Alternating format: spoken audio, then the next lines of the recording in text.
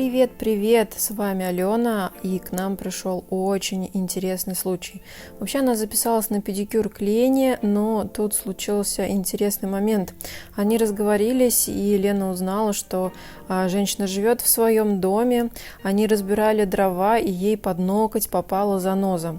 Ей казалось, что она смогла достать эту самую занозу, но небольшой кусочек все-таки остался, и пальчик начинает воспаляться. Поэтому прямо в педикюрном кресле, по-моему, это уже какая-то постоянная рубрика у нас, Лена решила оказать экстренную помощь, потому что очевидно, что кусочек необходимо было достать. Пошло воспаление, палец болел, и, конечно, самостоятельно клиентка туда бы просто не добралась. Первое, что мы сделали, это истончили ноготь в том месте, где у нас была заноза, и дальше уже совсем тоненький ноготочек очень легко выстригать кусачками. Как видите, скопилось уже желтое содержимое, которое я не буду называть вслух, но мы все знаем, что это такое. В общем, здесь нужно будет обязательно промыть. Понятно, почему это все болит. И дальше вас прям ждет изгнание чужого из-под этого ногтя, потому что кусок там на самом деле остался очень-очень знатный. Работа ведется медленно. Здесь все показано без ускорения. И я думаю, что самые внимательные уже заметили, что в кадре уже есть один забинтованный палец.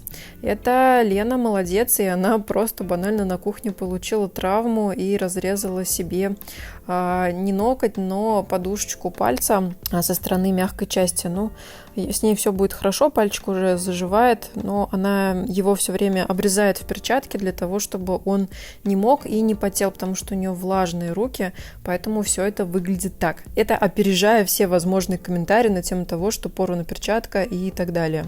Ну и вообще делаем скидку на то, что работа ведется вообще в педикюрном кресле, и это не так-то просто. Лена еще не может пристреляться к новому кабинету, это всегда тяжело менять место, но мы в процессе, мы обязательно научимся. И вот сейчас настанет кульминационный момент, когда все-таки будет изъята, так не побоюсь этого слова, наша заноза. Смотрите, какая она стала толстенькая, то есть дерево размокло, набрало в себя жидкость, и, естественно, оно было нечистое, потому и загноение.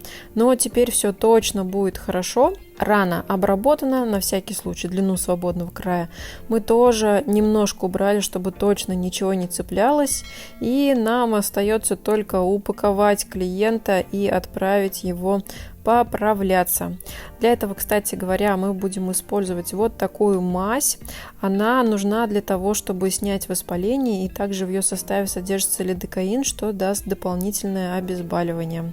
Это, конечно, не обязательно, но вполне может ускорить процесс регенерации тканей. Дальше накладываем дышащую повязку. У нас, как всегда, Пеха Хафт. И не забываем про нашу мордочку, ведь вы так часто пишете, когда мы забываем ее нарисовать, поэтому она на месте. В общем, пожелаем здоровья нашей клиентке Лене. Не забывайте поставить лайк и сказать ей большое спасибо. Ну а с вами была Алена. Пока-пока.